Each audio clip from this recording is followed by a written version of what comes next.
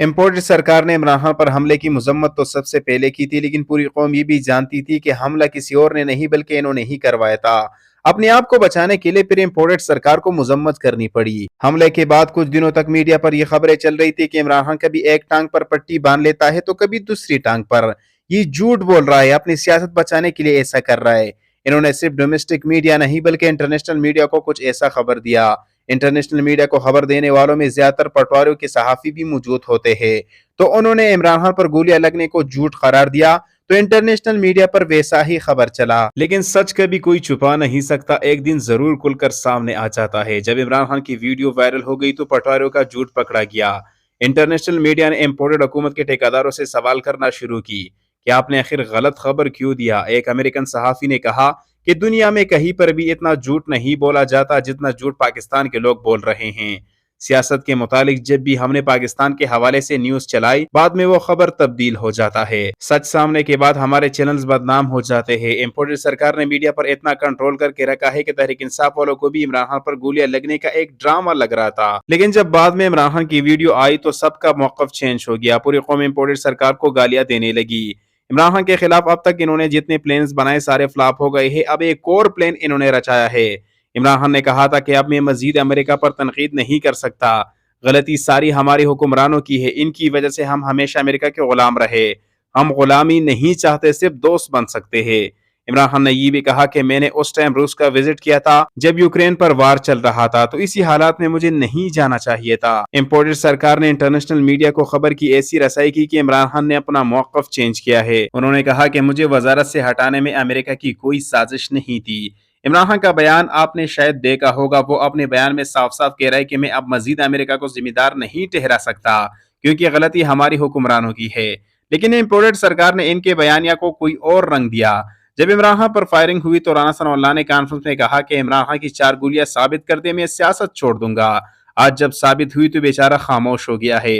جو انسان اپنے آپ کو 5 لاکھ مولیوں کا سردار کہتے ہیں، انہوں نے عمران خان کے لیے یہ جملہ استعمال کیا تھا کہ عمران خان نے تو ایکٹنگ میں شاہ رخ خان اور سلمان خان کو پیچھے چھوڑ دیا ہے، لیکن جب حقیقت کھل کر سامنے آئی تو ان کے اپنے ہی لوگوں نے فضل الرحمان پر بے شمار لعنتیں بھیجی۔ پی ڈی ایم کے سارے سربراہوں کی عزت عمران خان نے مٹی میں ملا دی ہے۔ پوری پی ڈی ایم کو عمران خان نے مٹی میں رکھا ہوا ہے، اقتدار کے باوجود بھی کچھ نہیں کر سکتے کیونکہ عمران خان کے ساتھ پوری قوم کھڑی ہے، وہ عوام پر پذیرائی سے کچھ بھی کر سکتے ہیں۔ اقرار الحسن نے امپورٹڈ سرکار پر تنقید کرتے ہوئے کہا کہ میں تیسری بار ٹویٹ کر رہا ہوں کہ اگر آپ کو عمران خان کی حکومت کے 4 سال میں چند کروڑ یہی ایک مشکوک سکینڈر بار بار پیٹنے کو ملا ہے تو سمجھے عمران خان تقریباً فرشتہ ہے، کیونکہ حکومت میں رہتے ہوئے وہ شخص اربوں روپے بنا سکتا تھا۔ حکومت چھوڑے آپ سے نہیں ہوگا۔ ہمارا وزیر اعظم اب تک لندن میں بیٹھا ہوا ہے، وہاں پر ڈیلی میل والوں نے ان کو گرفت میں لیا ہوا ہے۔ اپنے آپ کو صادق امین کہنے والا انٹرنیشنل چور نکلا۔ مریم اورنگزیب نے ٹویٹ کر کے بہانہ بنایا کہ شہباز شریف کا کرونا پازیٹیو آیا ہے، اس لیے وہ 2 دن بعد پاکستان میں آئیں گے، لیکن حقیقت میں ڈیلی میل والوں نے شہباز شریف کی پینٹ گیلی کر دی تھی۔ ان چوروں کی وجہ سے انٹرنیشنل میڈیا ہم پر ہنس رہی ہے کہ ایک ملک کے وزیر اعظم کو کیسے اخبار والے ایئرپورٹ سے پکڑ کر واپس لا سکتے ہیں۔ ڈیلی میل والوں کے اس کارروائی پر ہم بے حد خوش ہیں، کیونکہ ملک کا وزیر اعظم عوام کا پیسہ خرچ کر کے لندن میں ایک مجرم شخص سے ملنے کے لیے اس لیے گیا تھا کہ وہ مجرم شخص نے بتا سکے کہ اگلا آرمی چیف کس کو لگانا ہے۔ امپورٹڈ سرکار ہر طرف سے ذلیل ہو رہی ہے۔ فضل الرحمان نے کہا کہ عمران خان کے لانگ مارچ کے پیچھے غیر ملکی فنڈنگ ہے اور اس کے پیچھے چھپی سازش سے پردہ چاک کرنا ملکی مفاد کا تقاضا ہے۔ ہم نے اپنے طور پر انویسٹیگیٹ کیا ہے کہ لانگ مارچ کو ایک ملک فنڈنگ کر رہا ہے۔ مراد سعید نے جواب میں کہا کہ لانگ مارچ کو کہیں سے بھی فنڈنگ نہیں ہو رہی۔ انویسٹیگیٹ نہ کرے، فوراً کارروائی کی جائے، عدالت کو ثبوت دے تاکہ وہ ہماری گرفتاری کی وارنٹ جاری کرے۔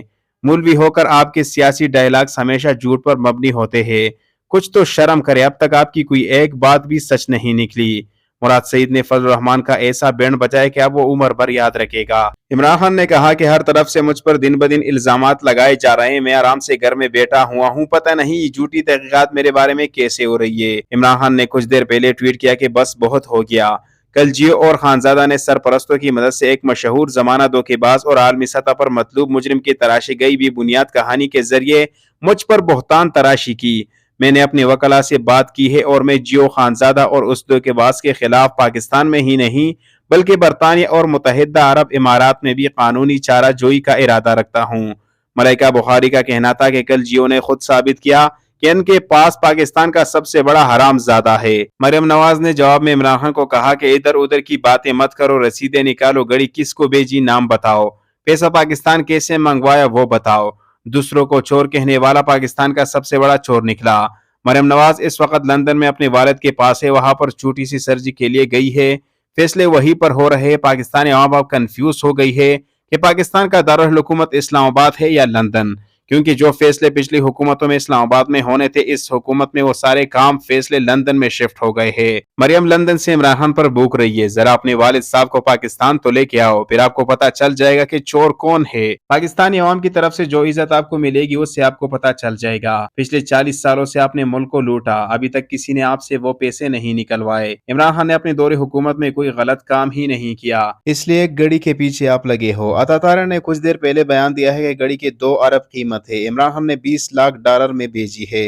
इमरान खान घड़ी को वापस करे या पैसे खजाने में जमा कराए, बाकी इनके पास कोई दूसरा ऑप्शन नहीं। जरताज गुल ने कहा कि अगर हमारे पास पैसे होते तो हम आपसे पूछे बिना पाकिस्तान के खजाने में जमा कराते, आपकी तरह बाहर मुल्कों में प्रॉपर्टी नहीं खरीदते। चलो ठीक है, हम 2 अरब रुपए देने के लिए तैयार है। क्या आप 25,000 अरब रुपए देने के लिए तैयार है? आपको 2 अरब रुपए दिखाई दे रही है, अदालतों को 2 अरब रुपए दिखाई दे रही है, लेकिन किसी को ये दिखाई नहीं दे रहा कि 30 सालों से ये लोग मुल्क को लूट रहे हैं। 25,000 अरब रुपए का करप्शन पीडीएम पार्टियों ने 30 सालों में की, उसका हिसाब कौन देगा? इम्पोर्टेड सरकार इमरान खान से बहुत तंग आ गई है। अवाम में पीडीएम की जीरो मकबूलियत है। खान साहब का नाम लेके बहुत नाकाम प्रोपेगेंडे इन्होंने कर लिए। अब 70 साल से हुकूमत में बैठे लोग अपने तोहफों का हिसाब दे।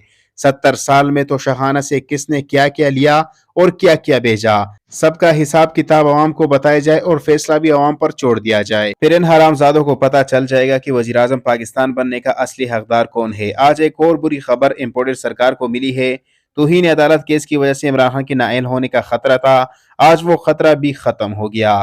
तौहीन अदालत केस की आखिरी समाअत कल होगी और 99% चांसेस है कि केस ही खत्म हो जाए। बेचारे इतने मेहनत करके करोड़ों रुपया लगाकर खान के खिलाफ कोई प्रोपेगेंडा तैयार करते हैं और इंसाफी 300 का पैकेज करके आधे घंटे के अंदर अंदर उनका सारा प्रोपेगेंडा तबाह कर देते हैं।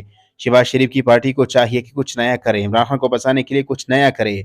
अपने इमरान खान पर गोलियां चलाई, डराने की कोशिश की, मगर वो पहले से ज्यादा मजबूत हो गया है। कुछ नया करोगे तो इमरान खान को फंसाओगे, क्योंकि इमरान खान बहुत खतरनाक है, बदले में वो कुछ भी कर सकता है। यास्मीन राशिद का कहना था कि कोई इन चोलों को बताओ कि खान 500 रुपए वाली घड़ी सिर्फ 5 मिनट पहन ले तो वो भी इससे महंगी बिकेगी। इमरान खान ने वो वाली पहनी ही नहीं, इसलिए सस्ती बिकी, क्योंकि पहन कर बेचता तो रकम का सुनकर पटवारी और बगल बच्चे लिफाफों की आग बुझाने के लिए 11-22 भी फेल हो जाती। इमरान खान ने पाकिस्तानी कौम को जगाया है। इमरान खान सियासत में ना आता तो आज भी लोग नवाज और जरदारी को एक दूसरे का पक्का दुश्मन और डीजल को आलमुद्दीन समझ रहे होते।